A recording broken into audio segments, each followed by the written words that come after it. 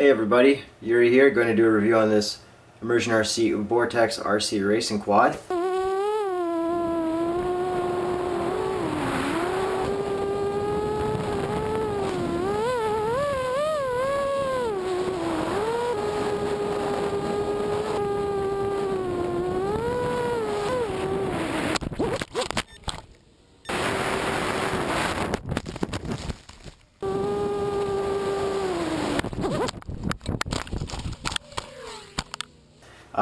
The reason I got this was because I was spending too much time tinkering with my mini quad and I was just killing lots of time, wanted something that flew right out of the box, so I picked it up and I love it. I got this Vortex race quad from Shawn at Rotorquest. They hooked it up for $580, no tax, at the Canadian Drone Nationals Fat Shark Frenzy, so that was a pretty good deal on it. Figured I'd pick it up. It's really perfect if you need to just get something to get out and fly and you don't have a ton of time to build. It comes with a built-in camera, FPV transmitter, which is nice, makes it really easy to set up and get up and go. It flies really great out of the box because of the ProTune feature, which lets you choose ProTuned PIDs according to your battery, prop, and motor size. You get to test out a whole bunch of different flying styles that are ProTuned by pros who fly this quad. It's great because it's like flying a whole bunch of different people's multi-rotors at the field, which you can't really do. No one's really going to let you fly their quad around at full speed. It also comes with this really cool on-screen display, which lets you pretty much customize everything. PIDs, channels, lights on the back. It's pretty much a game changer. No one else has anything like this, and it's definitely one of the coolest features this thing has. The downside to this lovely little quadcopter is that it's delicate. It's great if you're just flying around. It can take a little bit of a tumble, not the end of the world, but when you start racing with it, it really can't take a hit from a race. You're gonna have to really do some modifications to this to make sure it doesn't get wrecked when you're racing. So my setup, I've got 4-cell battery, T1806 motors, 5x4.5 bullnose props, and this old GoPro 1 because I don't worry about getting it wrecked. When I first got it, I was using one of the other settings, I forget which one, but I was flying it around. It was pretty nice and slow moving, kind of cool if you're just kind of flying around filming. And then I eventually changed to the, oh my god, 4-cell precision one, which made it nice and snappy. I could put it exactly where I wanted to put it, and it made it really great for racing too. So here's a clip of me flying around with the slower, less responsive PID ProTune.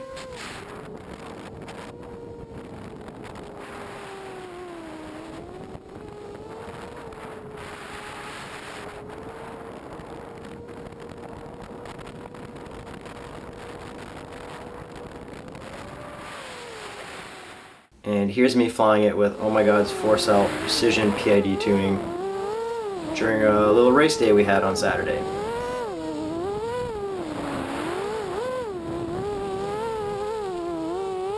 As you can see, this thing rips pretty hard, but when it took a hit, it took some damage. So let's take a look at what got damaged and what we need to fix on these things to make them more race proof. First thing you'll notice is this carbon fiber right here snapped off on this side when I hit something. So, a little less protection. We still have this here that could ram into a tree before it hits the lens, but there's that. The next thing that happened was I snapped off one of these little clips here. If you see this little metal clip, that's meant to be there so when you fold your arm back, it doesn't snap off anything from the LED board, which was a problem. But my first good tumble, I snapped that little clip off right on this side. So I zip tied it here. Then I zip tied this one just to be safe. But the arms could still kind of collapse a bit. You see how it still collapsed? And what that meant was if I wrecked while racing, there was no chance of me getting back up because my arm would be folded in. So then what I did on this one here, threw a little zip tie in right here, so that this arm can't move. So when I crash, I still have a chance of getting back up and finishing the race. Even like a light crash, the arms will fold in, which I guess is good to save props, but not good if you're trying to race and get through it and you crash. I did the same thing on the front arm, keeping it from going back. I guess this one must have snapped off while racing. So this one can go back. Just gonna need a new zip tie for that. While I was at the Fat Shark Frenzy, Anthony Cake of ImmersionRC had a prototype one. It was a top plate that was solid all the way around, which meant no folding arms. It was one piece, kind of like every other quad is. Personally, I would rather have that. That's a prototype that he's not selling yet, which kind of sucks. Hopefully he can start selling that, because folding arms are nice and all for cruising if you want to keep your craft together, but when you're racing, if you go down, you really want to be able to get back up. So come out with the kit, Anthony. No more folding arms. We want the prototype. I want the prototype. The next issue I had was with the camera mount. It's got a nice little mount here that goes around your camera, and it lets you tilt it whatever angle you want and lock it in with your Allen key. But the second you crash or land or tumble, it shifts, the camera changes angle, and then you have to loosen the screw, adjust it, and then tighten it. You can't just reef on it because you'll probably snap it. So what I had to do was throw some foam in here and kind of just fix the lens at a position I wanted. That way it doesn't bounce around. I threw it on the top in front and top behind. It kept the camera from shifting, because when you get back up from a crash, you don't want to have the camera pointing level. You want it the same angle it was when you crashed, so that you know how fast you can go. You just want to have the same angle. I don't want my camera shifting. Whatever. The vibration damping plate with the GoPro up here is pretty cool. It works fine. Just delicate again. So I just added some tape to keep it from really bouncing around too much, because I did lose some of the clips that hold the rubbers in. The on-screen display menu is really nice. Being able to change your PIDs in the ProTune settings is really cool, just because you can change a lot on the field, test out a whole bunch of different settings, and really find your ideal flying type. The LED menu is really cool. I guess nice to customize your stuff, whatever, kind of do whatever you want. You can make your lights multicolor, different colors, solid.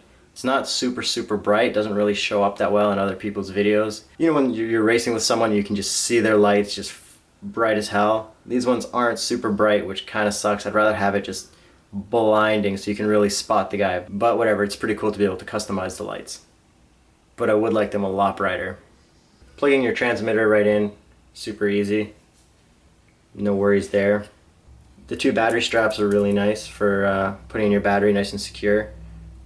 The antenna mount's pretty cool. I'm worried that might snap, so I'm probably going to throw a pigtail connector on it. I don't know. I figure if it snaps, it's going to be a hassle to replace all the stuff for it on the board. So I'll probably switch that over sooner than later. But it did take a couple tumbles and didn't snap. So maybe the antenna mount works. I haven't read up on it. But I should probably change it just to be safe to a pigtail. Being able to change your channel inside your OSD menu is super cool too. You can use all 7 Fat Shark channels, your race bands, and you get a whole bunch of boss cam, which is cool. Kind of sucks not being able to change your channel without powering up, but I get that it doesn't really make sense to be able to, so you kind of just have to power up in between races, let people know that you might stomp on their channel for a minute while you change your channel. It's not the end of the world. Overall, the Vortex quad is really nice. It flies great out of the box. There's lots of different options to fly in lots of different ways.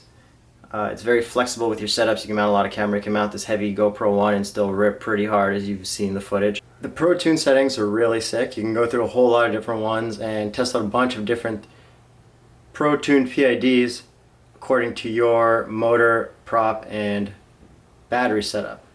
What would be nice if they kind of went over it a little bit more, like all these pros have YouTube channels. I don't know why they can't just go on and be like, oh, these are my 3 PID settings for the ImmersionRC. This is why I set them up the way I did. This is how they fly. And if you need to change some things, here's some hints. They're all getting paid to fly these Vortexes. Maybe if they made a video explaining their PID settings, that would be nice. I think there's only 15, 16 different PID ProTunes. It wouldn't be that much. That'd be nice. I think if I had to rate it, I could give it a 9 out of 10 for ease of use, but maybe like a 3 out of 10 or a 4 out of 10 for durability. But I am very happy with it. I plan on making this thing last, and I'm going to race it hard. Overall impressions, super happy with my purchase. I didn't have much time to keep tinkering with my other quad, So buying this and having it fly great out of the box, 100% worth it. Sucks that it's delicate. It'd be nice if they released the prototype version that Anthony from ImmersionRC had. Looks like a little tougher for racing, it'd be nicer. But for now this is good, just gotta stay on my zip ties and I guess look ahead to what's gonna break and preemptively stop it from breaking somehow. And thanks again, Shawn, for hooking this up from Rotorquest. I've been having a great time with it and look forward to flying some more. And here's some more race footage filmed from my GoPro 1 on my Vortex quad if you want to see how nice it flies.